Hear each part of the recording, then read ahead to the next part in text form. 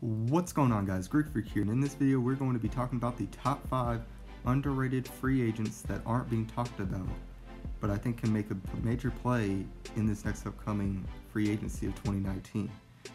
Now, guys, tell me what your guys' thoughts are of the top 5, and who do you think should be in the top 5 as far as an underrated player that hasn't been talked about so far in this free agency. Number 5. Terry Rozier. Now, Terry Rozier is a very easy and simple player to actually come out with. I know his numbers don't look to be that great, obviously, right now, but playing on the bench role right now, playing behind Kyrie Irving, obviously just showing the fact that he was capable during the playoffs is really what we see as far as the potential of him being a starting point guard in this league. And I think the fact that he will be able to do that, or at least be a higher paid player as a good backup somewhere else. Now, his playoff numbers averaging 16 points per game, 5 rebounds, and about 5 assists obviously show the fact that he was capable of doing many things and turned into the quote-unquote scary Terry.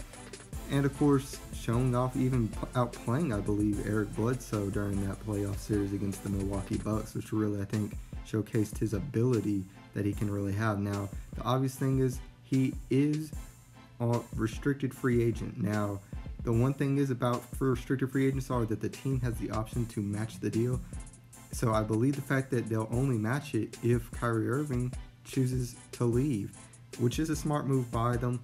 But either way, I think the fact that this is a big move to really determine what we're going to see from the Celtics, whether they'll continue or not. Number 4. Chris Middleton. Now, as we all know, the Milwaukee Bucks have been explosive as far as their start to the season. Not really many people expecting the fact they would be the number 1 seed in the East. And Chris Middleton's a big part of this. Now, his numbers have dropped off just slightly from last year, where he was averaging 20 points per game to now 17, but he does have an all-around type of game. He's a very good and solid offensive player. And the thing is, whether or not the team will actually match up to his player option. Now, he's getting paid currently $13 million, and I imagine with the years that he's been having with the Milwaukee Bucks and the impact that he's definitely had during the playoffs, that he's going to opt out of this player option and look for a bigger deal. Now, whether or not the Bucks re-sign him or he goes to another team, that is the main concern here.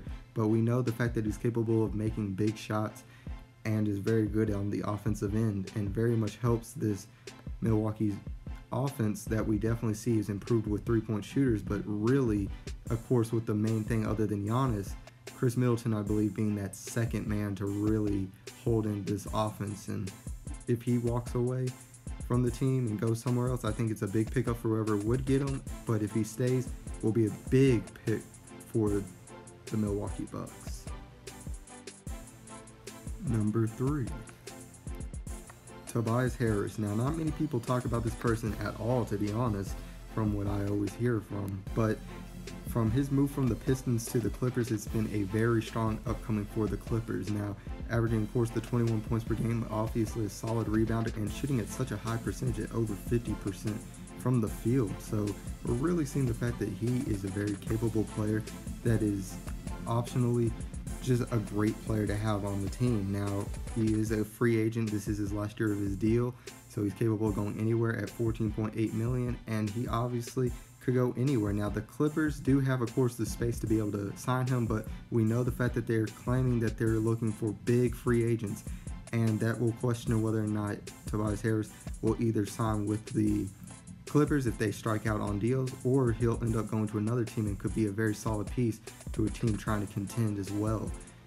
As we all know, his offense is very solid. His defense is not really too much, but we'll definitely see such an efficient scorer with high volume points as well, which could help any team, I believe, as far as in contentions for trying to win a championship. But as far as that, I think the fact that Clippers should try to keep him if they do strike out, though, on those big deals. Number 2. The next one being Julius Randle. Now, Julius Randle has been stepping up very much as far as the second man on that New Orleans Pelicans team. Now, we all know the fact that the New Orleans Pelicans their drama is very much surrounding an Anthony Davis, but this could be really much more pushing points either between Anthony Davis and, of course, future teams as well. Now, obviously, if somebody like Julius Randle leaves the Pelicans, I really think this obviously can influence Anthony Davis's decision of whether or not to stay on the team, considering the fact that this would be the second player that they have for Anthony Davis that ends up just leaving. So we definitely would have to see about this. He's on a player option getting paid $8.6 million, so we have to imagine he's going to opt out of that and try to make a bigger deal, as he's well deserved after the performances that he's been pulling off, especially in New Orleans now with such a great offensive scoring load. Now, the main thing is, of course, the Pelicans would probably try to re-sign him, trying to pleasure, of course, Anthony Davis from trying to leave.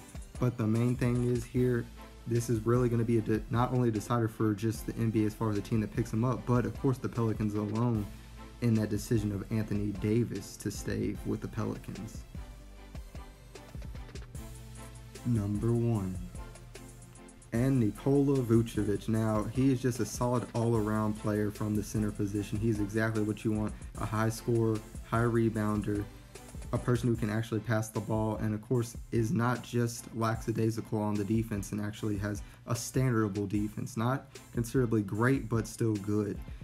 And then you also have, of course, not only that, but a sign of what's bad that come from tanking. Now, the Magic have had plenty of top opportunities to tank, and now with this free agency move, I think the fact that he would be willing to go anywhere is an easy possibility. He could be a stepping point for a franchise that is looking for that next piece. Obviously, like I mentioned, within a good all-around in multiple positions, you definitely want this. Of course, also a three-point shooter who can obviously help spread the floor, and that's definitely something you like to see from your centers. And not only that, while doing it efficiently, almost at 40% on the clip from the three-point line, you have to imagine the fact that this is a really big move.